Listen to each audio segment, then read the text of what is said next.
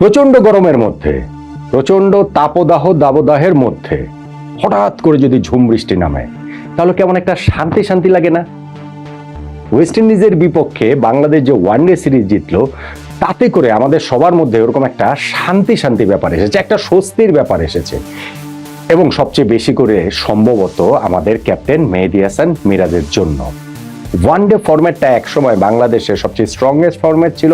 আমরা খুবই গর্ব নিয়ে এই কথাটা বলতাম, এবং ওয়ানডেতে বাংলাদেশ পৃথিবীর যে কোনো দলকে চ্যালেঞ্জ জানাতে পারে, অতীতে বিভিন্ন সময় জানিয়েছে। সেইটা বাংলাদেশ ক্রিকেটের একটা গর্বের জায়গা ছিল। কিন্তু গত 2 বছরে ক্রমশ আমরা পেছাতে পেছাতে এমন একটা জায়গায় চলে গিয়েছি যে এখন আমরা টেস্টের চেয়ে টি-20-র চেয়ে ওয়ানডেটা খারাপ খেলি, এবং তাতে করে 2027 বিশ্বকাপে সরাসরি কোয়ালিফাই করতে পারবো কিনা সেইটাই একটা বড় প্রশ্নবোধক চিহ্নের সামনে পড়ে গিয়েছিল। সকল প্রশ্নের জবাব যে ওয়েস্ট ইন্ডিজের বিপক্ষে এই সিরিজ জয়ের মাধ্যমে হয়ে গেছে তা নয়, তারপরেও সিরিজ জয়টা, স্পেশালি লাস্ট ম্যাচে ওই 179 রানের বিধ্বংসী বিস্ফোরক জয়টা হতে পারে ওয়ানডে ফরম্যাটে বাংলাদেশের ঘুরে দাঁড়ানোর একটা স্টার্টিং পয়েন্ট, একটা টার্নিং পয়েন্ট, অবভিয়াসলি ক্যাপ্টেন হিসাবে মেহেদী হাসান মিরাজের জন্য। মিরাজ এই একটা সিরিজ জয়ে খুব ভালো যে ক্যাপ্টেন হয়ে গেছেন তা নয়, কিন্তু এই ফরম্যাটটাতে বাংলাদেশের ঘুরে দাঁড়ানোর উপলক্ষের কথা যেমন বলছিলাম এই সিরিজটা থেকে, ঠিক তেমনিভাবে ক্যাপ্টেন মিরাজের ক্ষেত্রে ওইটা আসলে সত্য, প্রচন্ড রকমের সত্য। আর এটা আমরা কে না জানি যে খারাপ সময়ই ভালো ক্যাপ্টেন তৈরি করে। সো বাংলাদেশ ক্রিকেটের এই খারাপ সময়টাতে ওয়ানডে ফরম্যাটে মেহেদী হাসান মিরাজকে কি আসলে ভালো ক্যাপ্টেন হিসেবে তৈরি করবে কিনা, তার পেছনে অতীতে কিন্তু উদাহরণ রয়েছে, তার মেন্টরদের উদাহরণই আছে। ওয়ানডে ফরম্যাটে মিরাজের ক্যাপ্টেন্সি পাওয়াটা ছিল ভীষণ রকম নাটকীয় এবং বিতর্কিত। শ্রীলঙ্কার বিপক্ষে গত জুন মাসে আমরা যে সিরিজটা খেলতে গিয়েছি, সেইখানে আচমকাই মিরাজকে ওয়ানডে ফরম্যাটের ক্যাপ্টেন ঘোষণা করা হয়। নাজমুল হোসেন শান্ত ওয়ানডের ক্যাপ্টেন্সিটা কন্টিনিউ করবেন সেটা প্রত্যাশিত ছিল, শান্তর নিজের কাছেও প্রত্যাশিত ছিল। ইনফ্যাক্ট দল শ্রীলঙ্কা যাওয়ার আগের দিন তিনি যে প্রেস কনফারেন্স করেছিলেন, সেখানে সরাসরি কিছু না বললেও তার কথাতে বোঝা গিয়েছিল যে ওয়ানডে ফরম্যাটের ক্যাপ্টেন্সিটা বা সেই ভাবনার জায়গাটাও তার মধ্যে ভালোভাবে রয়েছে। কিন্তু বাংলাদেশ ক্রিকেট বোর্ডের ওই জায়গাটাতে তারা শান্তর সাথে প্রথমত ওই কমিউনিকেশনটাও ঠিক মতো করতে পারেননি, যেই কারণে হচ্ছে গিয়ে শান্ত ওই সিরিজ শেষে টেস্ট ক্যাপ্টেন্সিটাও ছেড়ে দিয়েছেন। মিরাজকে যে ওয়ানডে ক্যাপ্টেন্সিটা শ্রীলঙ্কা সফর থেকে স্থায়ীভাবে বাংলাদেশে দেওয়া হয়েছে। এখন এর আগে মিরাজ যে ক্যাপ্টেন্সিটা করেছেন ওয়ানডেতে, সেইটা শান্তর অনুপস্থিতিতে, একটা হচ্ছে গত বছর আফগানিস্তানের বিপক্ষে সিরিজের লাস্ট ম্যাচটাতে, তারপরে ওয়েস্ট ইন্ডিজের বিপক্ষে সিরিজের আরো 3টা ম্যাচে। ওই 4টা ম্যাচে তো শান্ত ক্যাপ্টেন ছিলেন না বলেই মিরাজ এই দায়িত্বটা পালন করেছেন। আর তিনি যখন দায়িত্বটা পেয়েছেন ফুল ফ্লেজেড, এরপরে তিনি আফগানিস্তানের বিপক্ষে, শ্রীলঙ্কার বিপক্ষে সিরিজের 3টা ম্যাচ করলেন, আফগানিস্তানের বিপক্ষে সিরিজের 3টা ম্যাচ করলেন, এরপরে গিয়ে এই ওয়েস্ট ইন্ডিজের বিপক্ষে সিরিজের 3টা ম্যাচ করলেন। এই সিরিজ শুরু হওয়ার আগে মিরাজের ক্যাপ্টেন্সিতে বাংলাদেশ যেই 10টা ম্যাচ খেলেছিল, তার মধ্যে একটা মাত্র ম্যাচ জিতেছিল এবং 9টা ম্যাচই বাংলাদেশ হেরেছিল। সো তার ক্যাপ্টেন্সির ওই জায়গাটা একটা প্রশ্নবোধক চিহ্নের সামনে পড়ে গেছিল। স্পেশালি লাস্ট সিরিজটাতে যখন আমরা আফগানিস্তানের কাছে 3-0 ব্যবধানে হেরে গেলাম, স্পেশালি লাস্ট ম্যাচটাতে যখন আমরা মাত্র 93 রানে অল আউট হয়ে 200 রানের ব্যবধানে হেরে গেলাম, তখন কিন্তু প্রচন্ড রকম একটা সমালোচনার মধ্যে বাংলাদেশের ওয়ানডে দল তথা আমাদের ক্যাপ্টেন মেহেদী হাসান মিরাজ পড়ে যান।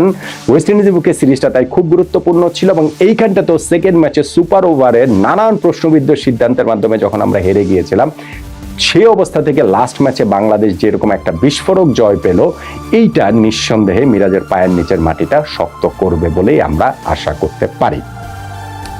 আপনি যদি এমনিতে রেকর্ড দেখেন, এখনো এই সিরিজ জয়ের পরও মিরাজের ক্যাপ্টেন্সিতে ওয়ানডেতে 13 ম্যাচের মধ্যে মাত্র 3টা জিতেছে বাংলাদেশ, 10টাই বাংলাদেশ হেরেছে। ওই যে আফগানিস্তানের সঙ্গে সিরিজের ফার্স্ট ম্যাচটার কথা, লাস্ট ম্যাচটার কথা বলছিলাম, যেটাতে শান্ত ছিলেন, ওইটাতে হেরেছে। ওয়েস্ট ইন্ডিজে 3 ম্যাচ খেলে 3টাই হেরেছে। শ্রীলঙ্কাতে যখন স্থায়ী ক্যাপ্টেন হলেন 3 ম্যাচ খেলে 1টা জিতেছে, 2টা হেরেছে। আফগানিস্তানের সঙ্গে 3টাই হেরেছে। আবার ওয়েস্ট ইন্ডিজের সঙ্গে এই সিরিজের 2টা ম্যাচ জিতেছে, 1টা হেরেছে। ফলে সব মিলিয়ে 13 ম্যাচ শেষে 3 জয় এবং 10 হার, এটা আসলে খুব ভালো কোনো কিছুর যে বার্তা দিচ্ছে ব্যাপারটা তা নয়। কিন্তু সর্বশেষ সিরিজটা যখন আমরা জিতেছি, ওই জায়গাটা থেকে একটা আশার জায়গা তৈরি হয়েছে। মিরাজ এই সিরিজ জয়ের পরে প্রেস কনফারেন্সে এসে অনেকগুলো কথাবার্তা বলেছেন এবং সেইখানটাতে তার কণ্ঠে কিছু অভিমানের জায়গাও ছিল যে হ্যাঁ ঠিক আছে, যে দল যখন হারে, দল যখন খারাপ করে সেইটার দায় তো ক্যাপ্টেনের উপরেই এসে পড়ে, কিন্তু দল জিতলে সেইটা আবার পুরো টিম এফোর্ট হিসেবে বিবেচিত হয়।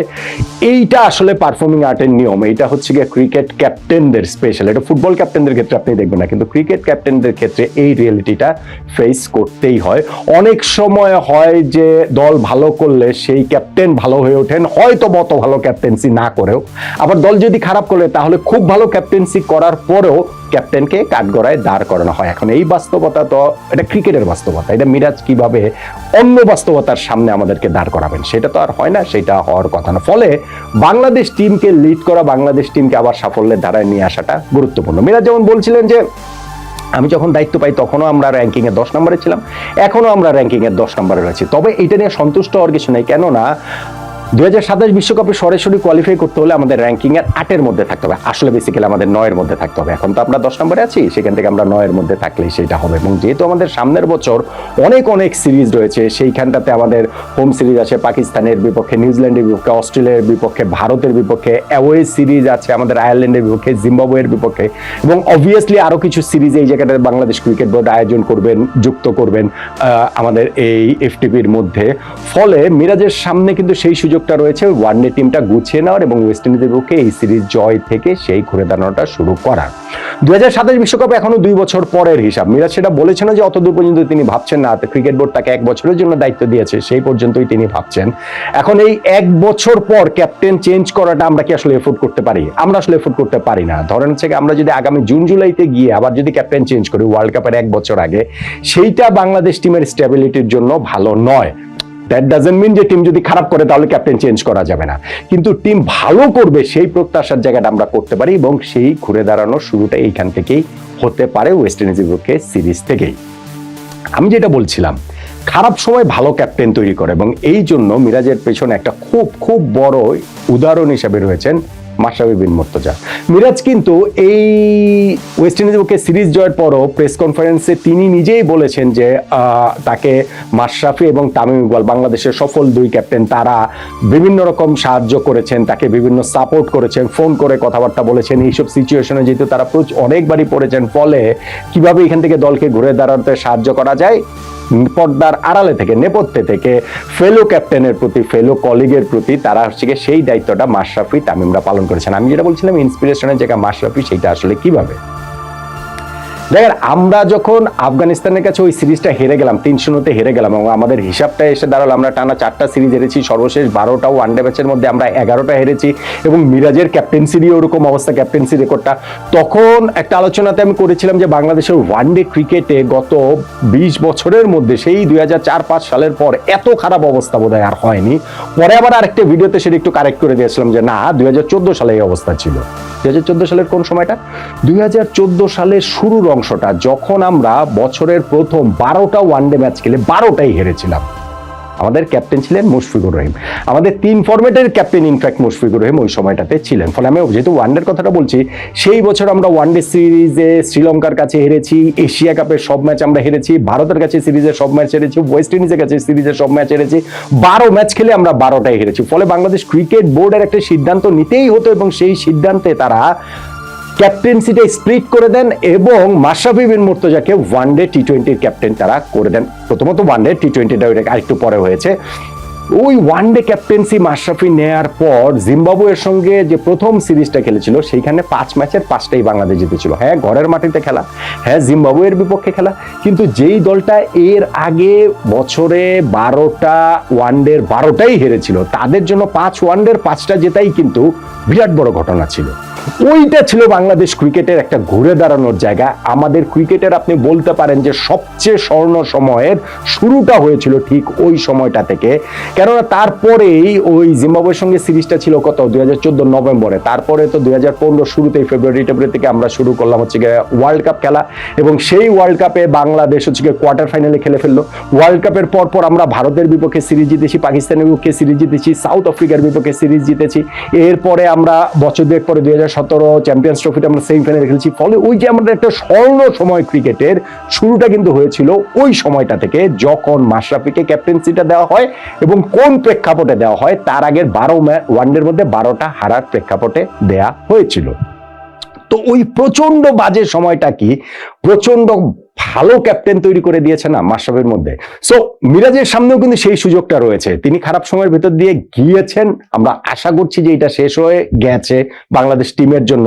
সামনের সিরিজ থেকে, মানে এই সিরিজটা থেকে যেই আমাদের টার্ন অ্যারাউন্ডটা শুরু হলো, এটা কন্টিনিউ করবে আগামী বছর, এবং সেই ক্ষেত্রে ওই সত্যটা আবারও পুনঃপ্রতিষ্ঠিত হবে যে খারাপ সময়ই ভালো ক্যাপ্টেন তৈরি করে। ভালো সময় ভালো ক্যাপ্টেন তো সেটা করতেই পারে, এবং সেটা নিয়ে আলাদা কোনো ক্রেডিটেরও কিছু নেই, কৃতিত্বেরও ওই জায়গায় কিছু নাই, না মানে আর কি অত বেশি করে নাই, কিন্তু যখন প্রচন্ড খারাপ সময় থেকে ঘুরে দাঁড়াতে পারেন, সেইটাই তার ওই ক্যাপ্টেন্সির ক্যালিবারটাও প্রমাণ করে, সেইটাও টিমের ক্যালিবারটা আসলে প্রমাণ করে। সো আমরা আসলে শুধুমাত্র আশাই করতে পারি যে আমাদের এই ক্রিকেটের ওয়ানডে ফরম্যাটের যে খারাপ সময়টা, সেই খারাপ সময়টার শেষের শুরুটা হয়েছে বা শেষ হয়ে গিয়েছে, এখন ভালো শুরুটা আবার নতুন করে হলো ওয়েস্ট ইন্ডিজের বিপক্ষে সেই সিরিজটা থেকে। মেহেদী হাসান মিরাজ যদি এই টিমের মধ্যে তার অথরিটিটা এস্টাবলিশ করতে পারেন, এই টিমটা যদি আক্ষরিক অর্থেই মিরাজের টিম হয়ে উঠতে পারে, ওয়ানডে ফরম্যাটের টিম। এখন যদি 3 ফরম্যাট, আমরা 3 ক্যাপ্টেনে যাবো নাকি 2 ক্যাপ্টেন যাবো, ওগুলো নিয়ে অন্য আলোচনার জায়গা রয়েছে, কিন্তু এই ওয়ানডে ফরম্যাটের ওয়ানডে টিমটা যদি মিরাজের টিম হয়ে উঠতে পারে, সেই ক্ষেত্রেই আমরা আবার সেই ওয়ানডের হারানো গৌরব ফিরে পাবো বলে আশা করতে পারি। আমাদের এই প্রচন্ড দাবদাহের মধ্যে যে ঝুম বৃষ্টিতে যে একটা স্বস্তির জায়গা তৈরি হয়েছে ওয়েস্ট ইন্ডিজের বিপক্ষে এই সিরিজ জয়ের মাধ্যমে, সেই স্বস্তিটা আসলে কন্টিনিউ করবে মিরাজের ক্যাপ্টেন্সিতে। বাংলাদেশ ওয়ানডে ফরম্যাটের ঘুরে দাঁড়ানোটা শুরু হলো, ওই আশাটা আমরা ওয়েস্ট ইন্ডিজের বিপক্ষে সিরিজের পর আবার নতুন করে করতেই পারি। কি বলেন?